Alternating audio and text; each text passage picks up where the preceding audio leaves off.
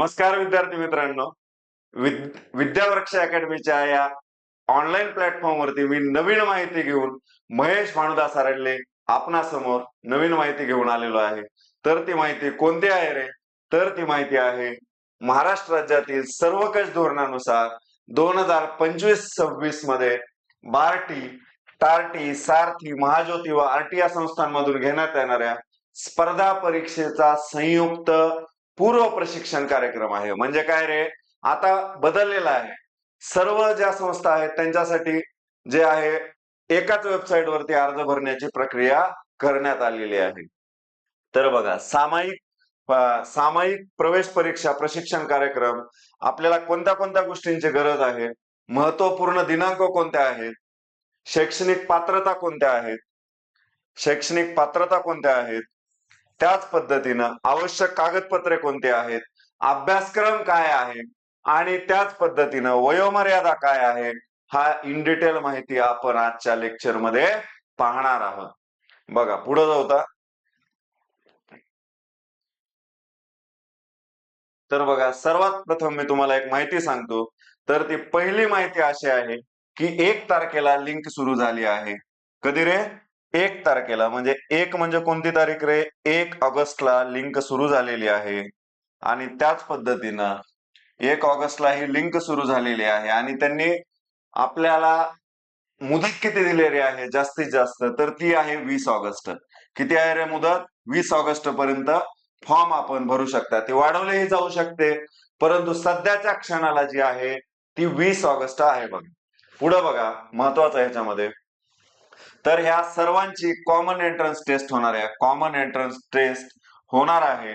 तर बघा, 25-26 करता महाराष्ट्र राज्यातील बार्टी, टीआरटी, सारथी, महाज्योती, आरटी या संस्थांमधून प्रशिक्षण नामवंत खाजगी संस्थांमधून प्रशिक्षण देण्यासंदर्भात योजनेच्या लाभासाठी प्रशिक्षकांची निवड करण्यासाठी सामायिक परीक्षा ह्या संस्था आयोजित करण्यात येणार आहेत. बघा, उमेदवारांनी कोणत्या योजनेचा लाभ अर्जाबाबत म्हणजे अर्ज कशा पद्धतीने भरायचा हे दिलेलं आहे. ऍप्लिकेशन फॉर्म हा कसा असणार आहे रे? ऑनलाईन असणार आहे. कोणती वेबसाईट आहे ते सुद्धा तुम्हाला सांगतो. कसा असणार आहे ऍप्लिकेशन फॉर्म? ऑनलाईन असणार आहे. पहिल्यांदा काय करायचं रे त्यामध्ये आपल्याला? तर पहिल्यांदा रजिस्ट्रेशन करायचंय. बघा, पहिल्यांदा रजिस्ट्रेशन करायचंय, लॉग इन आयडी तयार करायचा आहे आणि त्यानंतर अप्लाय फॉर न्यू स्कीम या टॅब वरती क्लिक करून आपणाला पुढे जायचं आहे. पुढे जाऊता बघा, तर त्यांनी दुसरी सूचना सांगितलेली आहे. उमेदवार ज्यांना कुणाला हा लाभ घ्यायचा आहे तो उमेदवार कुठला रे? महाराष्ट्राचा रहिवासी असला पाहिजे. म्हणजे त्याच्याकडे काय पाहिजे रे? तर आपलं डोमेसाईल सर्टिफिकेट पाहिजे. बघा, काय पाहिजे रे? तर महाराष्ट्राचं डोमेसाईल सर्टिफिकेट पाहिजे. त्यानंतर बघा, आरटी, सारथी, महाज्योती, टीआरआय, आरटी राबवण्यात येणाऱ्या प्रशिक्षणासाठी प्रमाणपत्र, कास्ट सर्टिफिकेट पाहिजे. काय मॅन्डेटरी आहे रे? कास्ट सर्टिफिकेट हे आवश्यक आहे कुठल्याही याच्यातलं जर घ्यायचं असेल तर. त्यानंतर बघा, कास्ट व्हॅलिडिटी लागते. कास्ट व्हॅलिडिटी आवश्यक आहे. कुणासाठी रे? तर टीआरटीआय यांचा लाभ घेणाऱ्या विद्यार्थ्यांसाठी. कुणासाठी रे? टीआरटीआय या स्कीमचा लाभ घेणाऱ्या उमेदवारांसाठी तर कास्ट व्हॅलिडिटी ही आवश्यक आहे. त्यानंतर बघा, वार्षिक उत्पन्न किती पाहिजे रे आपल्या वडिलांचं किंवा आपलं?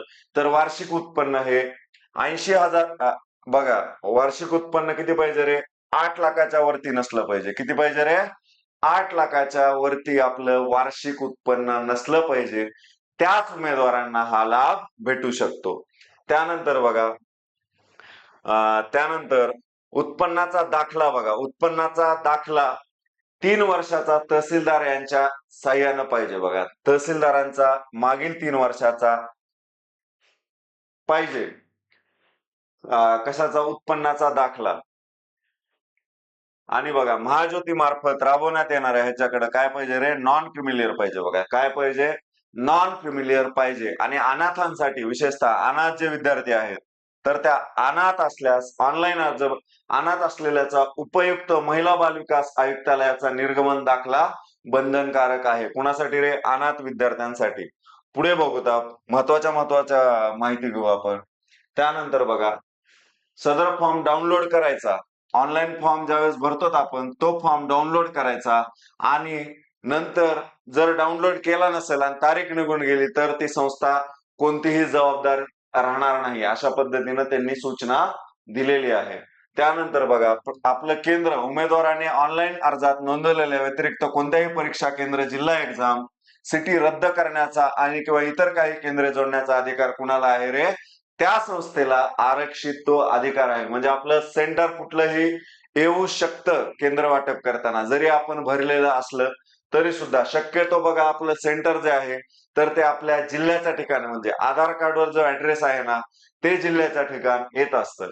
त्यानंतर बघा, अर्ज भरताना त्याचा युजर आयडी व मिळालेला पासवर्ड व्यवस्थित सांभाळून ठेवणे. उमेदवारांना जनरेट झालेला युजर आयडी व पासवर्ड पुन्हा उपलब्ध करून दिला जाणार नाही, याची उमेदवारांनी नोंद घ्यावी. म्हणजे जो काही आपल्याला पासवर्ड भेटलेला आहे, युजर आयडी भेटलेला आहे, तो आपण काळजीपूर्वक ठेवायचा आहे. त्यामध्ये स्वतःचा आधार क्रमांक व मोबाईल क्रमांक काळजीपूर्वक भरावा, असं म्हणत आहेत ते.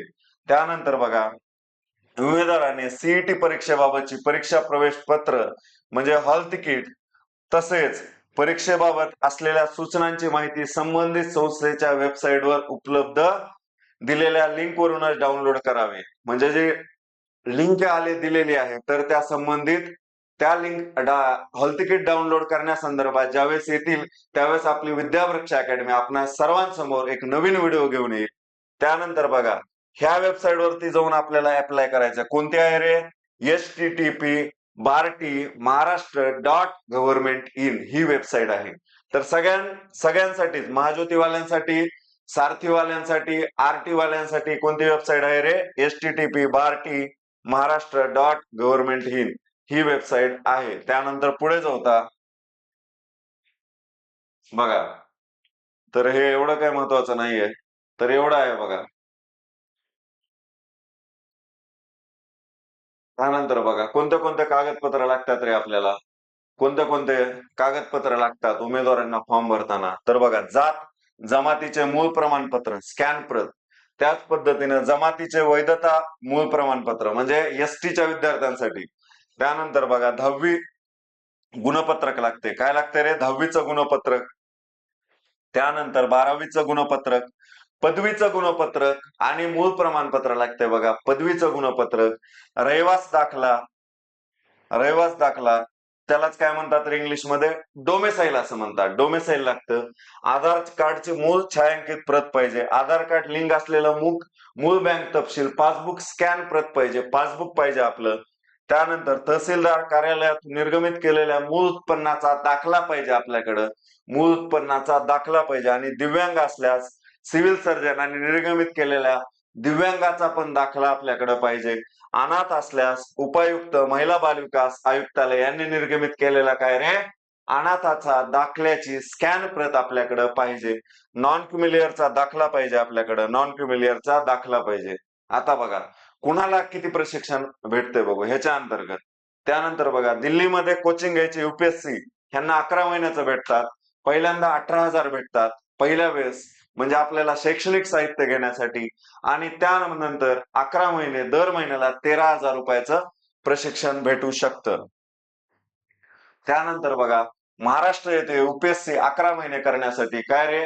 तर बघा, विद्यावेतन किती? 13,000 रुपये 11 महिने भेटतं. आणि काय रे? 18,000 रुपये प्रति विद्यार्थी एक वेळेसला भेटू शकतो. त्यानंतर बघा, राज्यसेवेचं जे प्रशिक्षण घेतात त्यांना किती आहे रे? 11 महिने आहे. आणि किती रे? 10,000 रुपये प्रति महिना आणि 12,000 रुपये सुरुवातीला भेटतात. त्यानंतर बघा, गट ब आणि गट क साठी कसं आहे रे? तर बघा, 6 महिने, किती महिने भेटतात गट ब आणि गट क साठी? 6 महिने भेटतात. आणि विद्यावेतन 10,000 प्रति महिना भेटते आणि 12,000 एक वेळेस भेटते बघा. पुढे चला. त्यानंतर बघा, महाराष्ट्र अभियांत्रिकी इंजिनिअरिंग वाल्यांसाठी कसं आहे? 11 महिने भेटतंय, 10,000 रुपये दर महिन्याला आणि 12,000 रुपये एकदाच लाभ भेटतो.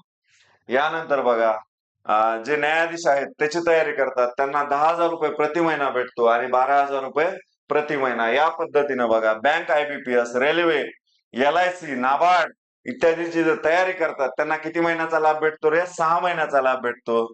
6,000 रुपये प्रति महिना भेटतात. आणि 10,000 रुपये वन टाइम भेटतात. पुढे बघा, पोलीस भरती आणि मिलिटरी यांच्या प्रशिक्षणार्थ्यांना किती रे? 6 महिने भेटतात. आणि एकदा किती भेटतात रे? सुरुवातीला वही पुस्तकं घेण्यासाठी किंवा शैक्षणिक साहित्य भेटण्यासाठी तर त्याला 12,000 रुपये भेटतात. किती रुपये भेटतात रे? 12,000 रुपये भेटतात. आणि एकूण किती भेटतात रे? 10,000 रुपये 6 महिन्याला भेटतात. म्हणजे एकूण लाभ किती आहे रे? पोलीस भरतीवाल्या विद्यार्थ्यांचा 72,000 रुपये आहे. किती आहे? 72,000 रुपये लाभ आहे. त्यानंतर बघा, कर्मचारी निवड आयोग म्हणजे एसएससीचा 6 महिन्याचा काय रे?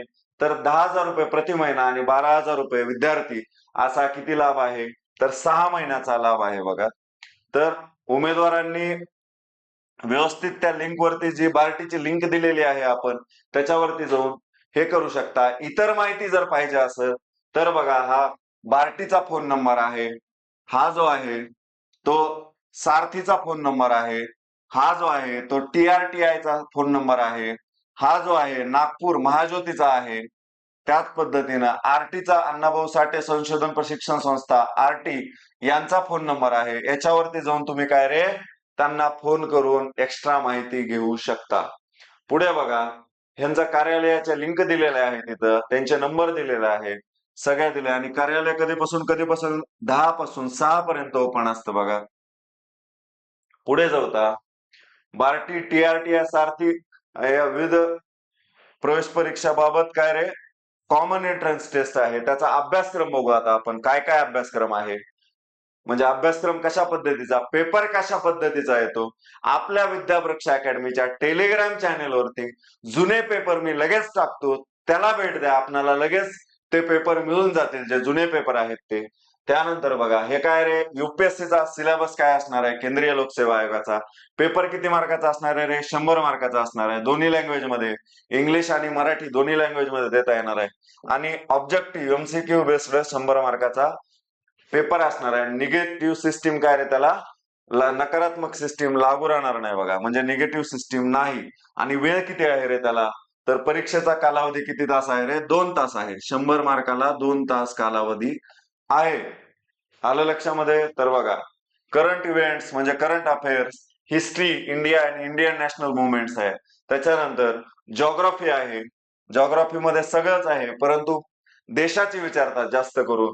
इंडियन पॉलिटी आहे, पॉलिटीवर प्रश्न आहेत. इकॉनॉमिक्स आहे. त्यानंतर जनरल इश्यूज अँड एन्व्हायरमेंटवर प्रश्न येतात बघा. आणि आणखीन काय रे? जनरल सायन्स आहे, जनरल सायन्स वरती सुद्धा प्रश्न येतात. पुढे बघा, जे आहे दुसरं, एमपीएससी ला काय सिलेबस आहे? एमपीएससी साठी काय, किती पेपर किती मार्काचा आहे रे? 100 मार्काचाच आहे. इंग्लिश मराठी दोन्ही मध्ये देता येईल, जे आपण लँग्वेज चूज केलेली आहे. आणि त्याला गुण सुद्धा किती आहेत रे? 100 आहेत. आणि वेळ किती आहे रे? वेळ पण 2 तासाचा आहे बघा. किती आहे रे? 2 तासाचा वेळ असणार आहे. पुढे बघा, करंट इव्हेंट्स म्हणजे करंट अफेअर्स आहेत, हिस्ट्री आहे, इंडियन वर्ल्ड जॉग्राफी आहे, इंडियन पॉलिटी अँड गव्हर्नन्स आहे, म्हणजे पॉलिटी पण आहे. इकॉनॉमिक्स वर सुद्धा प्रश्न येतात. त्याच्यानंतर एन्व्हायरमेंट वर जास्त भर आहे बघा त्यांचा, एन्व्हायरमेंट वर जास्त प्रश्न येतात. आणि जनरल सायन्स वरती सुद्धा प्रश्न येतात. ह्याला पण निगेटिव्ह सिस्टीम नाहीये, म्हणजे निगेटिव्ह नाही त्याला. त्यानंतर बघा, महाराष्ट्र लोकसेवा, एमपीएससी, अभियांत्रिक सेवा, इंजिनिअरिंगला काय आहे? इंजिनिअरिंगला काय आहे रे? करंट इव्हेंट्स आहे, हिस्ट्री आहे, Indian and world geography, Indian polity आहे. त्यानंतर बघा, त्यानंतर एन्व्हायरमेंट, इकॉनॉमिक आहे, जनरल इश्यूज अँड एन्व्हायरमेंट आहे, आणि जनरल सायन्स सेम अभ्यासक्रम आहे. ह्याला पण किती? 2 तास वेळ आहे. 100 मार्काचा पेपर आहे. निगेटिव्ह सिस्टीम आहे का रे? निगेटिव्ह सिस्टीम नाहीये. त्यानंतर बघा, न्यायिक सेवा म्हणजे ज्युडिशियल ज्यांचं आहे त्यांच्यासाठी काय आहे रे? तर 100 मार्काचा पेपर आहे, 2 तासच वेळ आहे यांच्यासाठी पण. सिलेबस काय आहे बघूता, the code of criminal procedure. त्याच्यानंतर हे त्यांचा ह्याचा आहे बघा, इंडियन एव्हिडन्स ऍक्ट आहे, ट्रान्सफर ऑफ प्रॉपर्टी ऍक्ट आहे, द स्पेसिफिक रिलीफ ऍक्ट आहे. ह्यांना सुद्धा किती वेळ आहे रे? 2 तास वेळ आहे. आणि ह्यांना काय रे? निगेटिव्ह सिस्टीम नसणार नाही. निगेटिव्ह सिस्टीम काय रे? असणार नाही. त्यानंतर बघा, महत्वाचं आहे, स्टाफ सिलेक्शनला काय असणार आहे रे सिलेबस? 100 मार्काचाच पेपर आहे स्टाफ सिलेक्शनला.